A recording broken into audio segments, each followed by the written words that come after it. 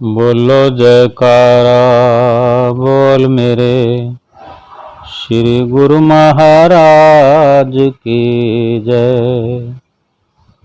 सभी गुरुमुख प्रेमियों से सप्रेम जय सच्चिदानंद।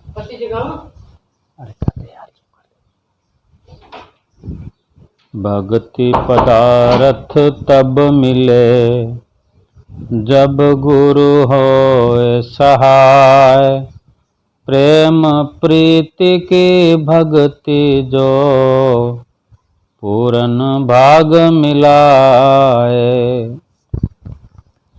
परम संत कबीर साहब जी कहते हैं कि भक्ति रूपी अनमोल तत्व की प्राप्ति तभी होती है जब जब गुरु सहायक होते हैं। गुरु की कृपा के बिना, गुरु की रहमत के बिना जो ये भक्ति रूपी अमृत रस को प्राप्त कर पाना है, ये पूरी तरह से असंभव है, हो नहीं सकता। गुरु की रहनुमाई के बिना, गुरु की कृपा के बिना ये संभव नहीं है। अशांति, परेशानियां तब शुरू हो जाती हैं जब मनुष्य के जीवन में सत्संग नहीं होता। जब सत्संग से मनुष्य खाली होता है तब कभी भी किसी भी वक्त अशांति, परेशानियां घेर लेती है मनुष्य को और मनुष्य जीवन को जीता चला जाता है। लेकिन मनुष्य इस बारे में सोचता नहीं कि ये सब क्या हो रहा है, जीवन कैसे जिया जा रहा है, कैसे जीवन को मैं जी रहा हूँ और कैसे जीना चाहिए, जीवन की उपलब्धि क्या है, जीवन का कुछ रहस्य है, कुछ राज है। वो अपने नजरिए से न जाने क्या क्या सोचता है। वो मनुष्य धन कमाता है, मकान बनाता है, शादी, घर, परिवार, बच्चे सब बनाता है, बड़ी सारी गाड़ी खरीद लेता है। ये सब कर लेने के बाद भी मनुष्य का जीवन सफल थोड़ी हो जाता है। क्या मनुष्य जीवन सफल हो गया ये सब करने से? क्योंकि जिसके लिए ये जीवन मिला, जिस कारण ये जीवन मिला, जीवन का राज क्या है, उसको तो मनुष्य ने समय दिया ही नहीं और लगा रहा संसार की वस्तुएं जुटाने में, एकत्र करने में, समय नष्ट कर दिया, सारा का सारा समय नष्ट कर दिया। आज अगर इस वक्त भी हम सचेत नहीं हैं तो समय हमने पूरा नष्ट कर दिया। भले ही 20 साल और जीवन पड़ा है, 50 साल पड़ा है, लेकिन आज के इस आखिरी क्षण में अगर सचेत नहीं हुए तो आगे वाले 20 साल भी इसी तरह नष्ट हो जाएंगे। लेकिन इस पल को, इस क्षण को संभाल लिया, माया का नशा उतर गया, सोझी आ गई कि मेरे जीवन का लक्ष्य क्या है, मेरे शरीर का मोल क्या है, शरीर के अंदर जो श्वास हैं उनकी कीमत क्या है, वो किस कारण से ये सब मिला है मुझे, ये सोझी आ गई। तो इस पल में चेत जाने के कारण बचा हुआ समय, चाहे 5 मिनट हो, 5 सेकंड हो, 5 घंटे, 5 दिन, 5 साल, जितना भी है वो इस तरह सफल हो जाएगा। चाहे 50 साल क्यों न गंवा दिए हों, उस पर 5 मिनट, 5 दिन भी भारी पड़ने वाले हैं। क्योंकि जीवन मिला था प्रभु का होने, प्रभु का बनने और प्रभु को अपना बनाने, प्रभु को पाने के लिए। लेकिन हम मनुष्य माया के दास बनकर माया की प्राप्ति के लिए इधर से उधर, उधर से इधर भटकने लगे। ये इंसान भटकने लगता है भटकता रहता है और इस तरह मनुष्य का ये कीमती जीवन जो है एक दिन नष्ट हो जाता है।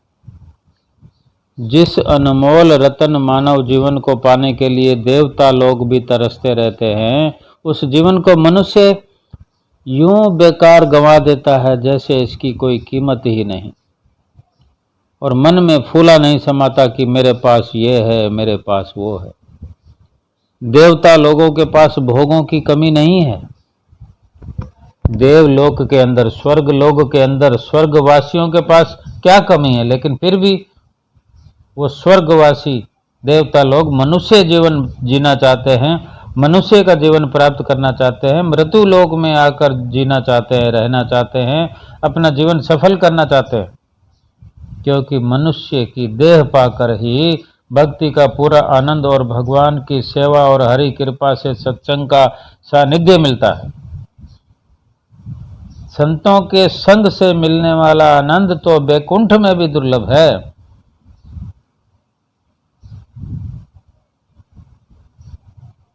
एक संत जो है एक नगर में घूमते घुमाते, संतों का चूंकि संसार में होना हम इंसानों के लिए एक बड़ी उपलब्धि की बात है। हम अपने नजरिए से संसार में जो जो भी सामान इख्तियार करते हैं, इस शरीर के लिए, चाहे आत्मा के लिए या अपने परिवार के लिए,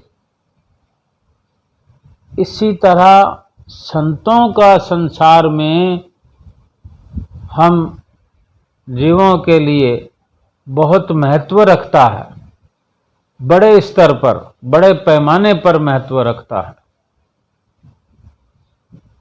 कि इंसान शरीर के लिए, रिश्तों के लिए जितनी उपलब्धियां हासिल करे पर्याप्त नहीं है। अगर त्रिलोकी का राजा भी बन जाए, जीवन सफल नहीं कर सकता उससे। उसके लिए तो संतों महापुरुषों का जो हमारे जीवन में उजाला करना है, उनका जो मेल हमसे होना है, उनकी जो संगत का हमें मिल जाना, नसीब होना, ये हमारे लिए, हमारे जीवन में बहुत अलौकिक प्रकाश की मान्यता रखता है। एक संत घूमते घुमाते नगर में पहुंचे, एक राजा की नगरी में।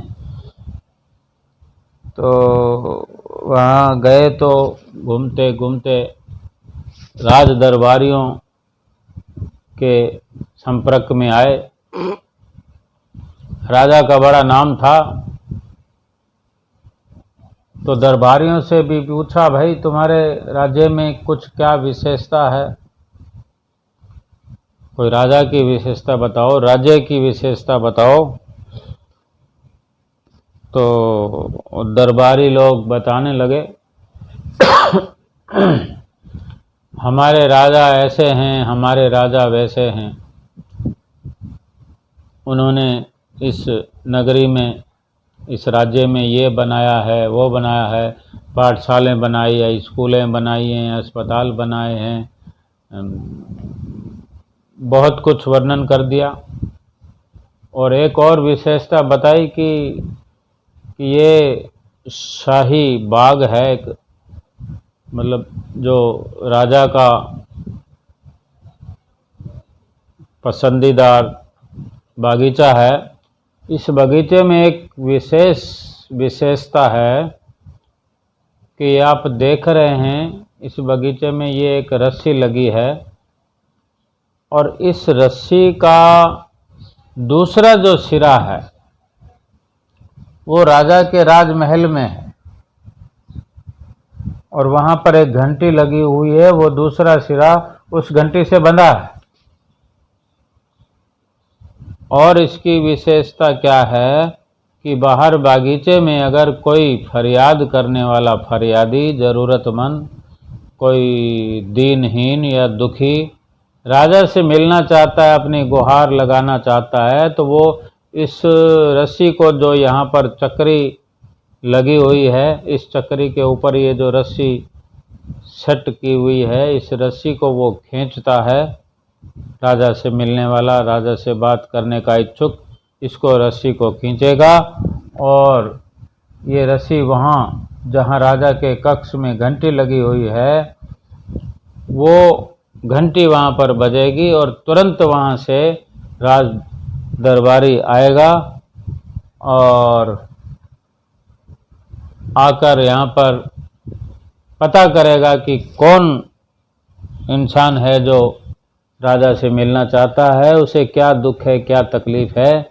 कोई गरीब जिसके घर में शादी होने वाली है, कोई गरीब खाने पीने से मोहताज है, अचानक कोई परेशानी आ गई है, कोई बेघर है, मकान बनाना चाहता है, जिस भी तरह की परेशानी हो, राजा की तरफ से ये हुक्म है कि उसकी परेशानी को दूर किया जाए। तो ये सब सुनकर संतों ने उस रस्सी को खींच दिया और तुरंत दरबारी भागा चला आया। संतों से आकर निवेदन किया, महाराज आप क्या कहना चाहते हैं? तो संत कहते हैं, भाई तुम्हारे आने से नहीं कुछ होगा, तुरंत राजा को लेके आओ, राजा हमसे आकर मिले, उनको जाकर संदेश पहुंचाओ। तो तुरंत राजा हाजिर हुए, संतों के चरणों में नतमस्तक भी हुए, क्योंकि राजा तो यूं ही संस्कारी थे, उपकारी थे। तो संतों से आकर भेंट हुई राजा की, तो राजा ने अपना सवाल किया कि मुझे 10 पैसे चाहिए, 10 पैसों की ज़रूरत है। तो राजा ने कहा ठीक है, अभी इंतज़ाम करवा दिया जाएगा।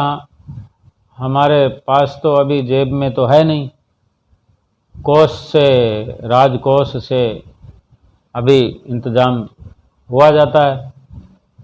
तो संतों ने कहा नहीं, राजकोष से नहीं करना, क्योंकि अब उसमें समय लगेगा।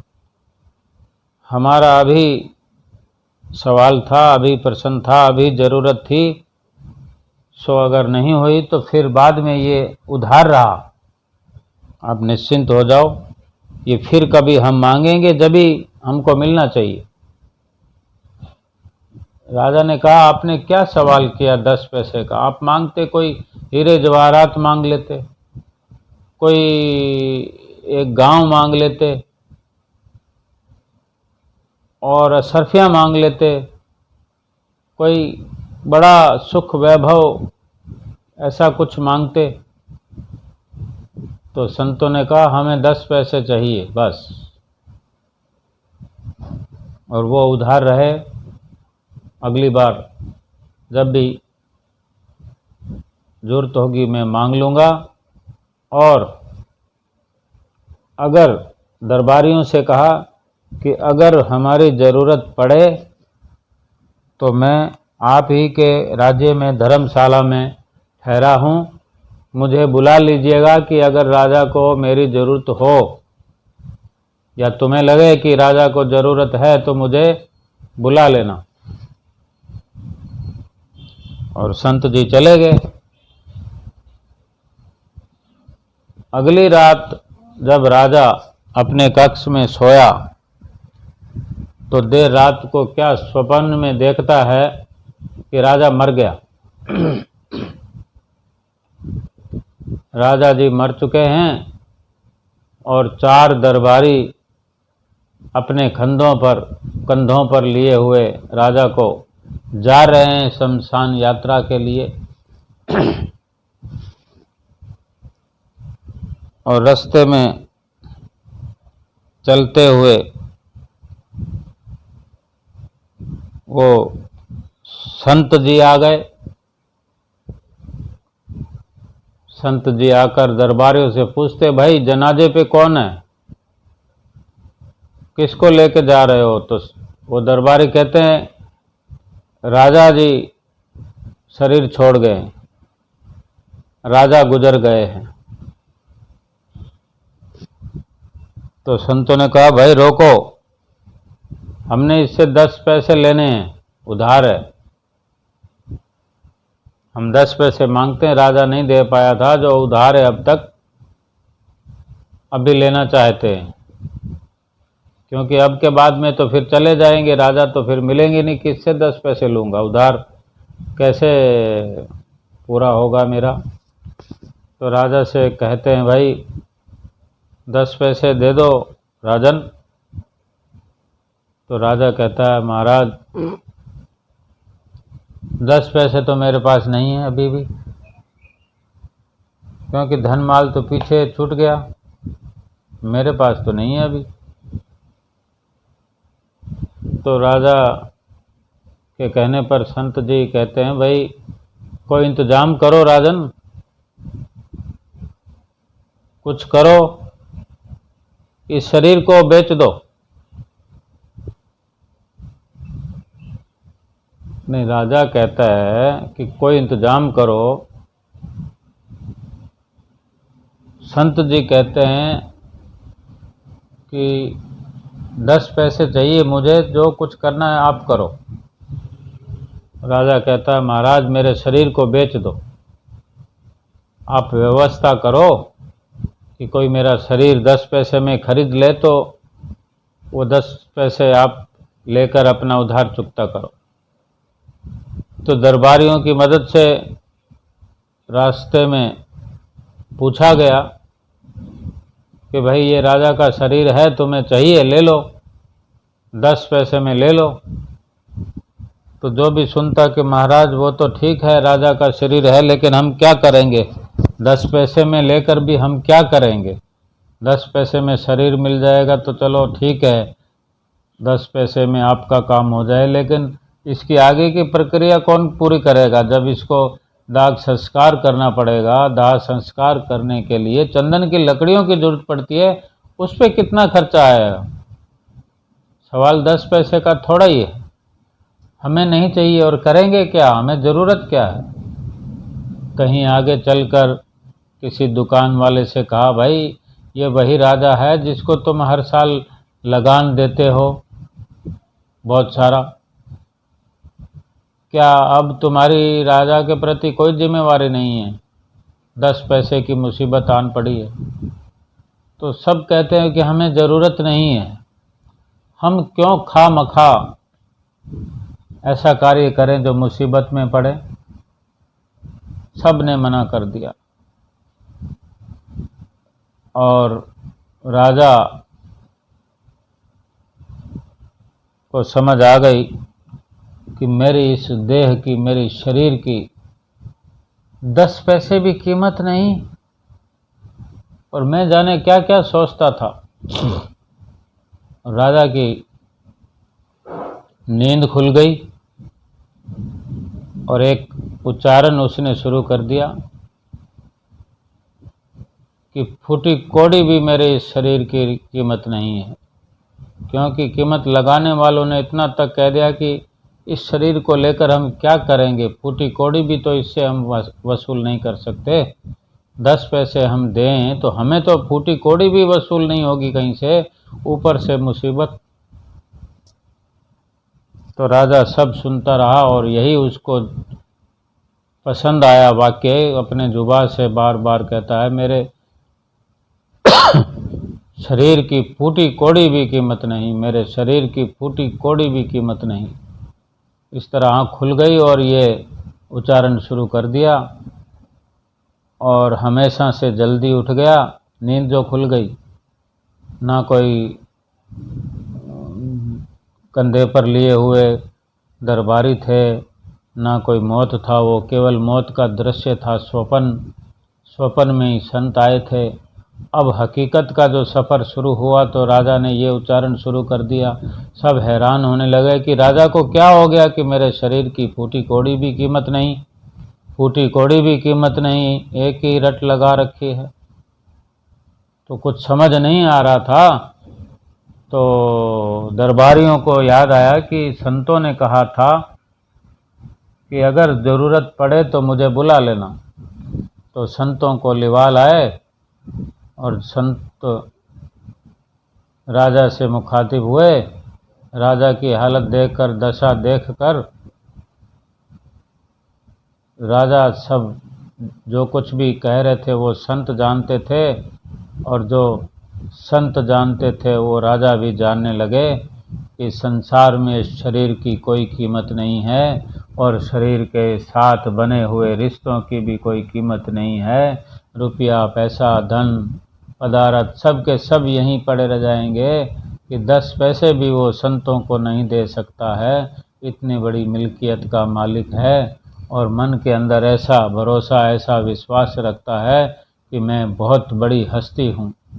जब राजा को सब कुछ समझ में आ गया, संतों के चरणों में गिरा और नाम की दीक्षा ली, सत्संगी बना। संतों की सोहबत के कारण सत्संग के दायरे में आ गया और अपनी प्रजा को, अपने दरबारियों को, सबको संतों का उपदेश दिलाया और सारा वातावरण संतमय बन गया। सार यही है गुरुमुख जी, गुरुमुख प्रेमियों, यही सार है कि हमारे शरीर की जो है फूटी कौड़ी भी कीमत नहीं है। न जाने हम किस नशे में हैं, रात और दिन इस माया के अंदर मुबतला हैं, गलतान हैं कि हमें अपने असली घर की समझ नहीं, याद नहीं, असली काम की याद नहीं। और संत महापुरुष हमारे लिए रात और दिन लगे हुए हैं। एक बार हमारे पंचम पातशाही गुरु महाराज जी बेंगलोर में कृपा किए हुए थे।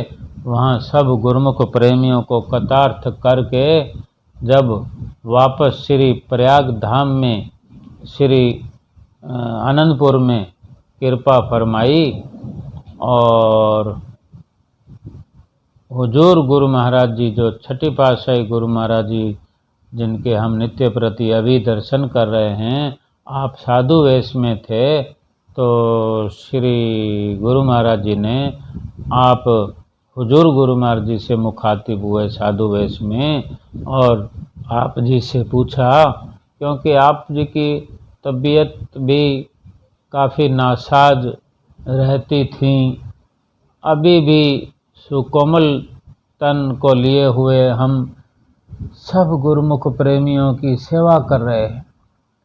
हम समझते हैं कि हम श्री दरबार की कुछ सेवा कर पाएंगे, हमारी औकात नहीं, हमारी कोई बिसात नहीं, हम तो सेवा का फल पा रहे हैं। सेवा हमारे श्री गुरु महाराज जी रात और दिन कर रहे हैं, मैं अपनी जिभा से वर्णन नहीं कर सकता। उनका जो प्यार है हमारे प्रति, उनका जो स्नेह है, वो त्रिलोकी में कोई नहीं जो हमसे ऐसा प्यार करे, सच्चा प्यार करे। हमें अगर एक छोटा सा कांटा भी चुभ जाता है तो मेरे श्री गुरु महाराज जी के हृदय से आह निकलती है, उनको दुख होता है।